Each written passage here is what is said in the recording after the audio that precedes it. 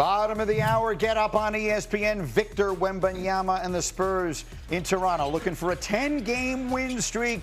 And JWill, Victor Wembanyama does not need to jump to block your shot.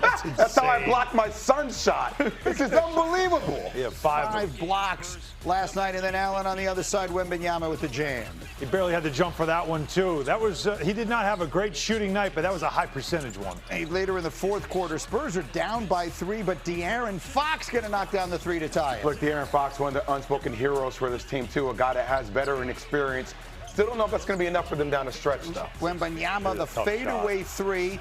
He had 12 points, 8 rebounds. Spurs up by 6, 2 minutes left. How about the angle on this shot from De'Aaron Fox Allen? Yeah, behind the backboard, little Larry Bird over the top and swish. He would score 20. Spurs up by 4. 8 seconds left. Raptors down by 3. He's got it, Jay. He's got it, Jay. He's got it, Jay. Oh. Not even close from Brandon Ingram, and that's how it ends. San Antonio moving to just 2 games back of OKC for the top spot in the West with their 10th consecutive win, their longest win streak in a decade, which led our man, the win man, to make this bold proclamation with SVP last night. I have made hotel reservations in San Antonio. My instincts of 23 years covering the NBA are a team that has never played in a playoff game together is not winning 12 playoff games in the Western Conference. That's what my instincts tell me. But then I watch Wembanyama, and I watch how these guys defend, and I am taking the impossible off the table. The win man has got a hotel booked in San Antonio in June. Let me tell you, those to me are big words. That is Brian Windhorst telling us that Wembanyama and De'Aaron Fox and Stephon Castle and all those kids, those babies in San Antonio are ready to make that mammoth leap all the way to the NBA Finals this year. What do you say, JWill? I said, this is a media dream. Can we just acknowledge it? No. It's a media dream. Yes, it is. When Wembanyama gets to the finals, everybody in media wants it. We're talking about an anomaly in the NBA Finals, a 7-6 guy. The chances of that happening, I think, are probable. It's okay. But I still think Denver and I still think OKC are better served. And I do worry about the lack there of experience. We watch OKC take their lumps. Mm-hmm. We watch Denver take their lumps multiple times at bat before you just get there and have a chance to say they're in NBA Finals and they win a championship. Our friend Michael Wilbon, back when I was doing NBA Countdown, always used to say you have to have your heart broken before you can win the championship. Yeah. Spurs haven't had that. I guess Wembanyama sort of had it in the Olympics, but they haven't had it in the NBA. But they are one of the 40-20 teams. We talked about it. There That's are 3 point. teams that rule says could win the championship, and they're one of them. Yes, and that, number one, there's a couple of facts. That's one of them. You know the other one I like? They're 21-11 versus teams with a winning record this season. That's the best record in the NBA. 21-11. Nobody else has 21 wins over teams with a winning record. They beat good teams. They don't just feast on the bad ones. So you have that. They have depth. They have guard depth for days. Yes, this is about Wembanyama, but this is also about De'Aaron Fox and Stephon Castle and Vassell and Dylan Harper. They throw guard after guard after guard at you. Their bench depth is very good. They've got size. And by the way, as we talked about earlier in the show, if the West is the best, you're telling me that they can't get out of the West. And if they do, how do they not win a championship? They would be the best team standing. I think they have a legitimate chance. All I'm going to say is a lot of stats that we see throughout the course of the regular season sometimes are things that translate towards the postseason. But a lot of coaches, especially in the West right now, they don't show you their full hand during the regular season. Yeah. They save a lot of those strategies and schematics for the postseason in the playoffs. So as we get deeper into the playoffs, intricacies matter. All I'm saying, lack of experience with the intricacies is something that we're worried about with the Spurs. Understood. However, you have not seen a player like this in the history of the sport. That's number one. And number two, it will depend on how much the league allows or the officiating allows the team's opponents to play physical against Wembanyama in the playoffs. We know that's when it gets ratcheted up. That could be a deciding factor. I can tell you this: the TV ratings in France see, off the charts. France, that's exactly my point. ESPN France, get up from Paris. I'm in. Oh, sign me up for that right now. We'll be good. I'm telling you what, Stace is coming to that one. That could be the first road trip. Stace like, Oklahoma City or Paris? Which one are we doing? That's a pretty easy choice. Okay, next up here from the NBA is a game of sound off. Interesting people saying interesting things. The owner of the Suns is named Matt Ishbia. He's interesting. He was on with McAfee yesterday. He eviscerated the culture of tanking in the NBA. Listen to this. It's an embarrassment. It's horrible. Like, my perspective is tanking is loser mentality. Like, I've never been around anyone. You show me someone that wants to lose or thinks about losing, like, I'll show you a loser. That's losers. That's not my stuff. And so I don't like losing. I don't want to ever talk about losing. We try to win. And the draft works. If you don't win and you don't have a good team, you get a good pick. But if you purposely trade for players and then don't play them, trying to lose games, like, I think it's bad for the NBA. I think it's bad. I think Adam Silver knows it. Organizations know it. It's got to change. It will change. God bless you, Matt Ishby. I've never met you in my entire life, but if I met you right now, I would give you the biggest high five or whatever else it is that is out there. Jay. Because I've seen the look on your face. I'm not sure how any reasonable person in and around the world of sports, and by that I even mean fans, could disagree with what he just said. And I'll make it as clear as I can. I've said this before. I wasn't here when this became a big topic 2 weeks ago. Adam Silver is well aware of this. The people who run the NBA are well aware of this. They're doing everything they possibly can. The league has been as proactive as any of the major sports leagues in trying to address some of their issues with the 65-game rule, which we'll talk about later, and some of the unintended consequences of that. And now this, trying to change around the way they do their lottery system to combat the idea of tanking, which is, I will say it again, a scourge, not just in the NBA, but in any and all sports, and I applaud Matt Ishbia for saying it. That's why it's just, I think a lot of this is overly stated.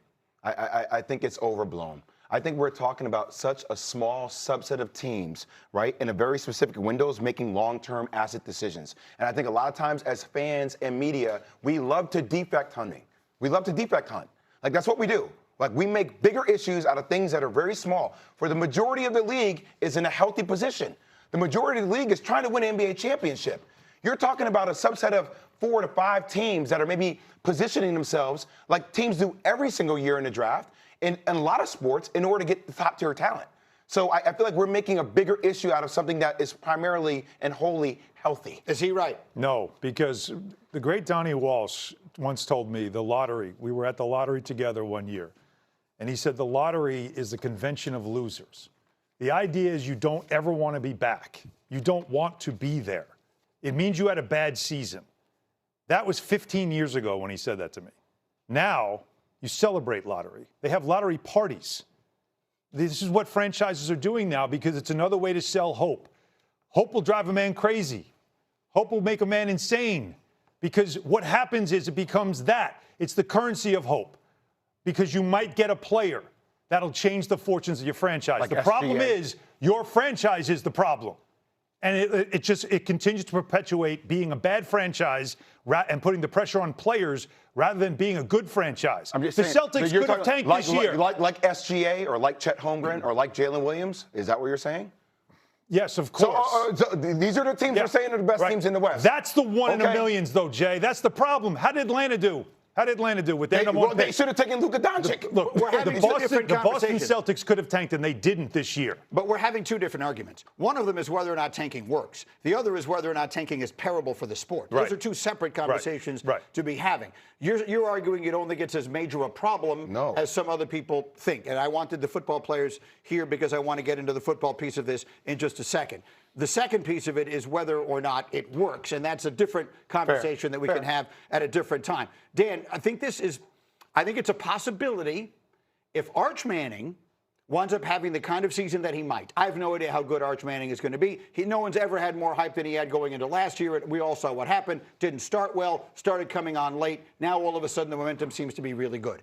If Arch Manning all of a sudden looks like he's going to be the next great one, if he is, got coming in like Andrew Luck or one of these other guys, I think that we will see NFL teams doing the same kind of thing. And this is, to me, a significant problem. It is bad for the league in every conceivable way. Every game should matter. Every team should be trying to win every single game. You're shaking your head at me as well. Why? Why is it bad for the league? It's not. It's great for the league. If there are some teams that aren't trying to win, if the objective is trying to lose. No. So we've had this conversation a couple times before. I think athletes are inherently going to try and win every single time. At some point, either you're a person who never was at the high end of the athlete, or the athlete transitions to a role in a corporation and realizes that the best thing for the now and the future of that company is to get better people within the organization. that there's only one way to do that. Because we have a system that rewards, that incentivizes losing. That's the and problem. We All must right, change that's the problem. system. All right, I want to fast forward 9 months. Okay, the Jets are 2-13, 2-14. No, I would no, want them to lose every game, of course, because the system So is you set can't up bash that tanking way. then, Greeny? No, I'm bashing tanking because if that wasn't the system, if the system was set up so that winning was always a priority and there was another way of determining who got that's the first the problem. pick, we wouldn't have this That's problem. the problem. So when The they system's first the problem. But the instituted system is draft set lottery, up for parity. Alan Yes. will remember. So let me piggyback off that. Go. Right? Yes. We've had a different NBA champion every year because I believe the league, NBA-wise, have moved towards parity. Yes. These 4 teams that I'm mentioning right now, who has an opportunity to have a lottery pick, the Utah Jazz, Dallas Mavericks, Washington Wizards, and the Indiana Pacers. I want you to put up a full screen of the players that are coming out in the draft for 2026 There's NBA-wise. 4 huge stars coming in. These 4 teams, in my opinion, are going to be drastically better next season because of what's coming out in the NBA draft this year. Right. So if I'm an owner, I don't mind being in that position. Please. Because my team Please. is going to be drastically better next year. Harry. Based on trades they made. They will be. The Wizards have traded for Anthony Davis. They have Alex Sarr, and they traded for Trae Young. yeah. If they get a lottery pick to add another player towards that, they're going to be a drastically better basketball team. Drastically better. Yes. The New Orleans Pelicans won the lottery in a year that was supposed to be a loaded draft. They got Zion Williamson, who was a generational talent. Tell me the last time they won a championship. Tell me when that led to a That's the way it happens for championship. New Orleans, though. Oh, okay. But- Memphis. so which John Morant way- was a 2-pick. Was a I agree there's different ways that you can It doesn't always de-incentivize. work. That's the problem. I agree. Totally. And look, and the Jet example, the Jets are a year away from being a year away. Every year they're a year away from being a year away. Yeah. It doesn't always work. It's the system, like Greeny had said. I agree. System. You could change the system. You could probably de-incentivize, Yes. but it's not that big of a thing. It's not. It's still teams are still even if you even if you make it the bottom 3 teams are eliminated, and then the other 4 teams above that have to play for some kind of seeding purposes. Right. You're still going to have I teams understand. that want to fit into But that slot. let me ask you guys this: in Europe, when you're a bad team, what happens?